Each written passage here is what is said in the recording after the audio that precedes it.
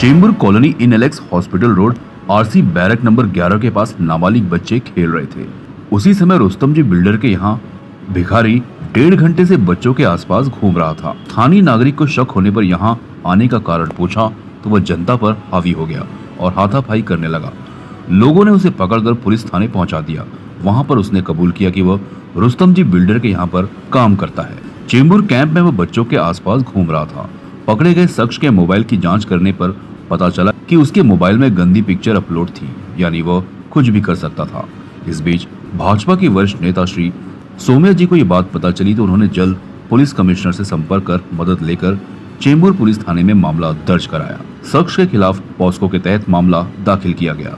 इस पर स्थानीय नागरिकों ने लोगों से अपील की कि बच्चों पर ध्यान दें, बच्चों के साथ कुछ भी हो सकता है। तक्रारी आहे की चेंबूर कॉलनी म्हणजे सिंधी कॅम्पमध्ये आरसी बॅरक क्रमांक 10 आणि 11 जवळ म्हणजे आमची जे लहान लहान मुली आहे त्याच्या पाठीमागे एक मुलगा लागला होता। पण 1-1.5 तास आम्ही त्याला बघत होते की हा करतो काय हे समजा नाही आला। मग नंतर आम्ही त्याला विचारलं, भाऊ तू इथे कशा का आला, म्हणजे काय काम आहे, ते काही बोलत नव्हता। मग त्याला आम्ही पकडून त्याला पोलीस ठाण्याला आला। पोलीस ठाण्यामध्ये त्यांनी कबूल केला की मी रुस्तमजी डेव्हलपरमध्ये काम करतो आहे बेगारीचा। म्हणजे बेगारीचं काम तो तिथे करते, पण इथे कशा का आला आणि इथे काय त्याच्या, आणि त्याचे आम्ही मोबाईल क्लिप वगैरे काढले। मोबाईल क्लिपमध्ये लई घाण मॅटर मिळाले। तर आम्हाला अशी वाटलं की हे जे काय करतो चुकीचं करतो आहे, त्यासाठी रीतसर तक्रार देण्यात आली। आमच्या ह्याच्यामध्ये माननीय श्री किरीट सोमय्या जे भाजपाचे वरिष्ठ नेता आहे त्यांनी पण आम्हाला सहभाग दिला आहे, त्याबद्दल धन्यवाद। जय जय महाराष्ट्र। आम्ही राष्ट्रीय बजरंग दल आणि आंतरराष्ट्रीय हिंदू परिषदतर्फे इथे आलेलो आहोत आणि हा जो प्रकरण घडला आहे ही समाजामध्ये जी सतर्कता पाहिजे ती सगळ्यांनी दाखवली। एरियामध्ये राहणाऱ्या लोकांनी ते सतर्क होते। पोरं खेळत होती, छोटी छोटी पोरी मुली खेळत होत्या, त्यांच्यासाठी तो मुलगा त्यांना वाईट नजरेने बघत होता आणि जर हे लोक सतर्क नसले असते तर एक मोठी घटना घडली असती।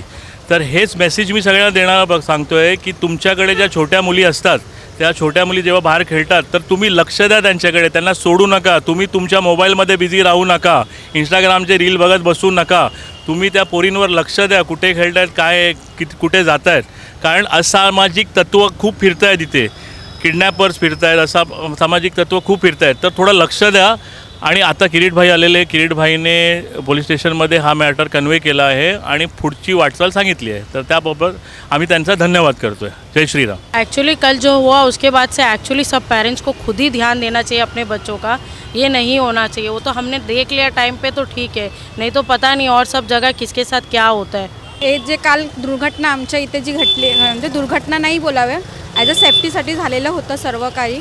परंतु आपली लहान मुलं ज्या वेळेला खाली खेळत आहेत किंवा मैदानामध्ये बोला किंवा कुठेही बोला, तर त्या ठिकाणी आपण मम्मी किंवा जे वडील वगैरे असतील त्यांनी सगळ्यांनी आपल्या मुलांकडे व्यवस्थित लक्ष द्यायचं आहे। आणि अनोळखी जर असेल एखादा व्यक्ती तर तो कोणत्या दुसऱ्या आजूबाजूला काय होतं आहे, सराउंडिंग काय आहे किंवा नाही आहे, ह्या गोष्टी बघा तुम्ही व्यवस्थित। त्याच्यानंतरच मुलांना पुढे खेळायला पाठवा आणि मुलांना थोडंसं तुम्ही बिहेवियर पण करा की एखादा अनव्यक्ती आपल्याकडे येतो आहे किंवा नाही येत आहे हे त्यांना ओळखं दाखवा आणि त्यांना सांगा की मुलांना की जर असं कोणी आपल्याला दिसलं किंवा काही झालं तर आपण पहिलं आपल्या घरामध्ये जायचं, आपली मोठी व्यक्ती असेल त्यांना सांगायचं। अदरवाईज घरी जाणं एवढा वेळ नसेल तर आजूबाजूला जे ओळखणारे आहेत आपल्याला त्यांनी तुम्ही सांगायचं आहे मुलांना आणि सतर्क करा।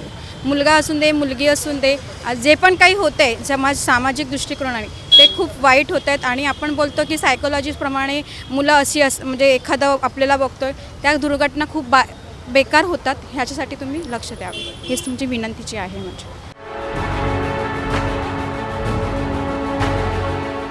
CEN न्यूज देश प्रदेश की ताज़ा तरीन खबरों के लिए CEN न्यूज को सब्सक्राइब करें और रहें पल पल की खबर से हर पल बाखबर।